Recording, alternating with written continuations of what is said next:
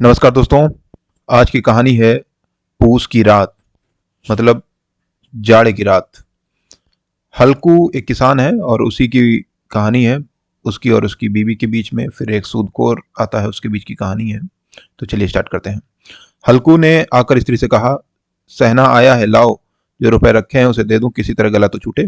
मुन्नी झाड़ू लगा रही थी, पीछे फिर कर बोली, 3 ही तो रुपए हैं, दे दोगे तो कंबल कहाँ से आएगा? माघ पूस की रात हार में कैसे कटेगी?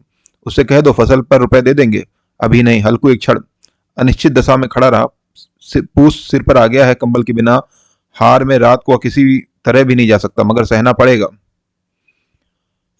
सहना मानेगा नहीं, घुड़कियां जमाएगा, गालियां देगा, बला से जाड़ों में मरेंगे, बला सिर से टल जाएगी। ये सोचता हुआ वह अपना भारी भरकम डील डॉल लिए हुए स्त्री के समीप आकर बैठ गया। खुशामद करके बोला, ला दे दे, गला तो छूटे, कंबल के लिए कोई दूसरा उपाय सोचूंगा। मुन्नी उसके पास से दूर हट गई और आंखें तो तरेड़ती हुई बोली, कर चुके दूसरा उपाय, जरा सुनो। कौन उपाय करोगे? कोई खैरात दे देगा कंबल? न जाने कितनी बाकी है जो किसी तरह चुकने में आती ही नहीं। मैं कहती हूँ तुम क्यों नहीं खेती छोड़ देते, मर मर के काम करो, उपज हो तो बाकी को दे दो। चलो छुट्टी हुई, बाकी चुकाने के लिए ही तो हमारा जन्म हुआ है, पेट के लिए मजूरी करो, ऐसी खेती में से बाज आए। मैं रुपए ना दूंगी, ना दूंगी। हल्कू उदास होकर बोला, तो क्या गाली खाऊं? मुन्नी ने तड़प कर कहा, गाली क्यों देगा? क्या उसका राज है? मगर यह कहने के साथ ही उसकी तनी हुई भौहें ढीली पड़ गई। हल्कू के उस इस वाक्य ने जो कठोर सत्य था, मानो वह एक भीषण जंतु की भांति उसे घूर रहा था। उसे जाकर आले में से रुपए निकाले और हल्कू को दे दिए। बोली, दो तुम छोड़ दो अब से खेती, मजूरी में सुख से एक रोटी खाने को तो मिलेगी, किसी की धौंस तो नहीं रहेगी।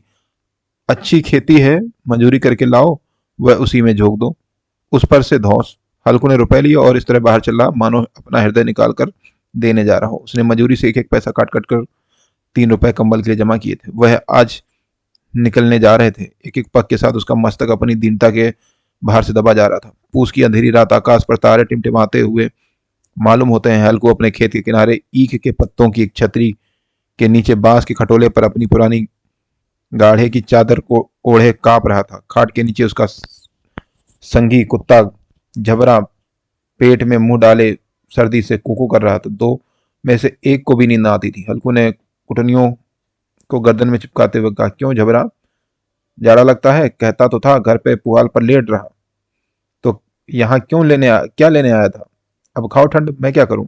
जानते थे मैं यहाँ हलवा पूरी खाने आ रहा हूँ, दौड़े दौड़े आगे आगे चल रहा है। अब रो नानी के नाम को। झबरा ने पड़े पड़े दो मिलाई और अपनी को दीर्घ बनाता हुआ एक बार जमाही लेकर चुप हो गया। उसकी स्वान बुद्धि ने शायद ताड़ लिया, स्वामी को मेरी कोको से नींद नहीं आ रही है। हल्कू ने हाथ निकालकर झबरा की ठंडी पीठ सहलाते हुए कहा, कल से मत आना मेरे साथ, नहीं तो ठंडे हो जाओगे। यह राड पछुआ न जाने कहां से बर्फ लिए आ रही है। उठूं फिर एक चिलम भरूं, किसी तरह रात तो कटे। 8 चिलम तो पी चुका हूं, यह खेती का मजा है। और एक एक भाग्यवान ऐसे पड़े हैं जिनके पास जाड़ा आ जाए तो गर्मी से घबरा कर भागे। मोटे मोटे गद्दे, लिहाफ, कंबल, मजा लगी जाड़े का गुजारा हो जाए। तकदीर की खूबी है, मंजूरी हम करें, मजा दूसरे लूटे। हल्कू उठा और गड्ढे में से जरा सी आग निकालकर चिलम भरी। जबरा भी उठ बैठा। हल्कू ने हल्कू ने चिलम पीते हुए कहा, पिएगा चिलम? जाड़ा तो क्या क्या जाता है, जरा मन बहल जाता है। जबरा ने उसके मुंह की ओर प्रेम से छलकती हुई आंखों से देखा। हल्कू, आज और जाड़ा खा ले, कल से मैं यहाँ पुआल बिछा दूंगा, उसी में घुसकर बैठना, तब जाड़ा ना लगेगा। जबरा ने अगले पंजे उसकी घुटनियों पर रख दिए और उसके मुंह के पास अपना मुंह ले गया। हल्कू उसकी गर्म सांस लगी। चिलम पीकर हल्कू फिर लेट गया और निश्चय करके लेटा कि चाहे कुछ भी हो जाए सो जाऊंगा। पर एक ही क्षण में उसका हृदय कंपन करने लगा। कभी इस करवट लेटता, कभी उस करवट पर। जाड़ा किसी पिशाच की भांति उसकी छाती को दबाए हुए था। जब किसी तरह ना रहा गया तो उसने झबरा को धीरे से उठाया और उसके सिर को थपथपा कर उसे अपनी गोद में सुला लिया। कुत्ते की देह से जाने कैसी दुर्गंध आ रही थी, पर वह उसे अपनी गोद से चिपटाए हुए ऐसे सुख का अनुभव कर रहा था जो इधर महीनों से उसे न मिला। जबरा शायद समझ रहा था कि स्वर्ग यही है। हल्कू की पवित्र आत्मा में तो उस कुत्ते के प्रति घृणा की गंध तक न थी। अपने किसी भी अभिन्न मित्र भाई को भी वह इतनी ही तत्परता से गले लगा था। वह अपनी दीनता से आहत न था जिसने आज उसे इस दशा को पहुंचा दिया। नहीं, इस अनोखी मैत्री ने उसे उसकी आत्मा के सब द्वार खोल दिए थे। और एक ही क्षण एक एक अणु प्रकाश से चमक रहा था। सहसा झबरा ने किसी जानवर की आहट पाई। इस विशेष आत्मीयता से उसने एक नई स्फूर्ति पैदा कर दी जो हवा के ठंडे झोंकों को तुच्छ समझती थी। वह झपट कर उठा और छतरी के बाहर जाकर भौंकने लगा। हल्कू ने उसे कई बार चुप पुचकारा, बुलाया, वह न माना। हार में चारों तरफ दौड़ दौड़ कर भौंकता रहा। एक क्षण के लिए आ भी जाता, तुरंत फिर दौड़ जाता। कर्तव्य उसके हृदय में अरमान की भांति उछल रहा था। 1 घंटा और गुजर गया। रात ने शीत की हवा से कपकपा धधकना शुरू किया। हल्कू उठ बैठा और दोनों घुटनों को छाती से मिलाकर सिर को उसमें छिपा लिया। फिर भी ठंड कम न हुई। ऐसा जान पड़ता था सारा रक्त जो है जम जाएगा। धमनियों में रक्त की जगह हिम बह रहा है। उसने झुककर आकाश की ओर देखा। अभी कितनी रात बाकी है। सप्तऋषि तारे अभी आकाश में आधे भी नहीं चढ़े हैं। ऊपर आ जाएंगे तब कहीं सवेरा होगा। अभी पहर भर से ऊपर रात है। हल्कू के खेत से कोई एक गोली के टप्पे पर आमों का बाग था। पतझड़ शुरू हो गई थी। बाग में पत्तियों का ढेर लगा हुआ था। हल्कू ने सोचा चलकर पत्तियां बटोर लाऊं और उन्हें जलाकर खूब तापूं। रात को कोई मुझे पत्तियां बटोर देखे तो समझे कोई भूत है। कौन जाने कोई जानवर ही छिपा बैठा हो, मगर अब तो बैठे नहीं रह जाता। उसने पास के अरहर खेत में जाकर कई पौधे उखाड़ लिए और उसका एक झाड़ू बनाकर हाथ में सुलगता हुआ उपला लिए बगीचे तरफ चल पड़ा। जबरा ने उसे आते देखा तो पास आया और दुम हिलाने लगा। हल्कू ने कहा, अब तो नहीं रहा जाता जबरू, चलो बगीचे में पत्तियां बटोर कर लाते हैं और जलाते हैं, जिससे कम से कम कुछ ठंडी तो दूर होगी। जबरा ने कुकू करके सहमति प्रकट की और आगे के बगीचे की ओर चल पड़ा। बगीचे में खूब अंधेरा छाया हुआ था। अंधकार में निर्दय पवन पत्तियों को कुचलता हुआ चला जाता था। वृक्षों से ओस की बूंदें टप टप नीचे टपक रही थी। एकाएक झोंका मेहंदी के फूलों की खुशबू लिए हुए आया। हल्कू ने कहा, कैसी अच्छी महक आई झबरू, तुम्हारी नाक में भी सुगंध आ रही है। झबरा को कहीं जमीन पर एक हड्डी पड़ी मिली। उसे चिचोड़ रहा था। हल्कू ने आग जमीन पर रख दी और पत्तियां बटोरने लगा। जरा देर में पत्तियों का ढेर लग गया। हाथ ठुठुर जाते, नंगे पांव गले जाते थे, पर पत्तियों का पहाड़ खड़ा कर रहा था। इसी अलाव में वह ठंड को जलाकर भस्म कर देगा। थोड़ी देर में अलाव जल उठा। उसकी लौ ऊपर वाले वृक्षों की पत्तियों को छू छू कर भागने लगी।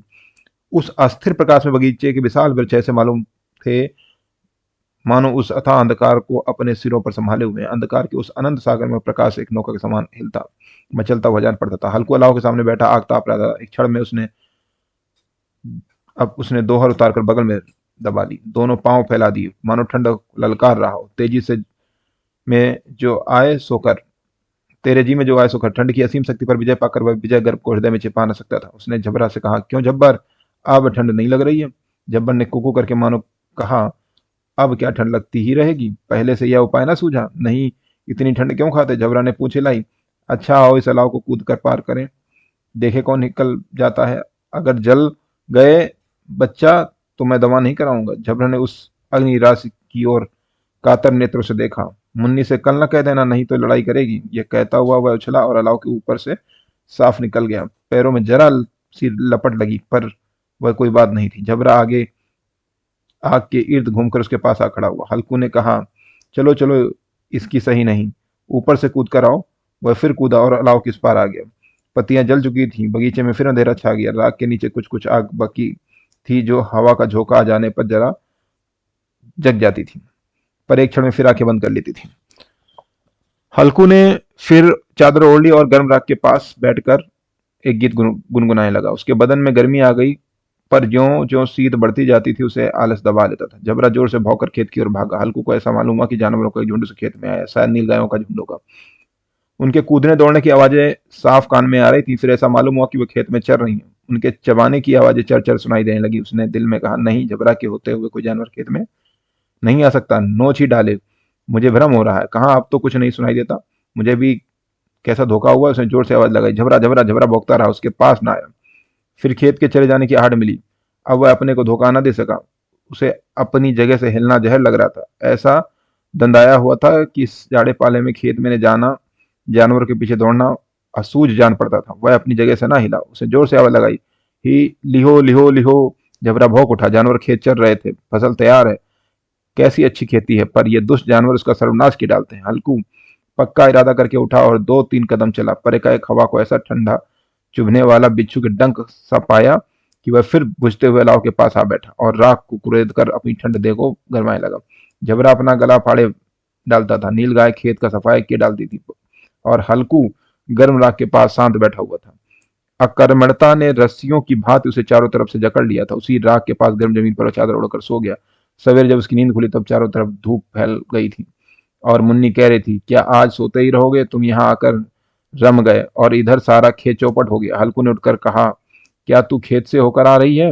मुन्नी बोली, हाँ, सारे खेत का सत्यानाश हो गया। भला ऐसे भी कोई सोता है? तुम्हारे मड़ैया डालने से क्या हुआ?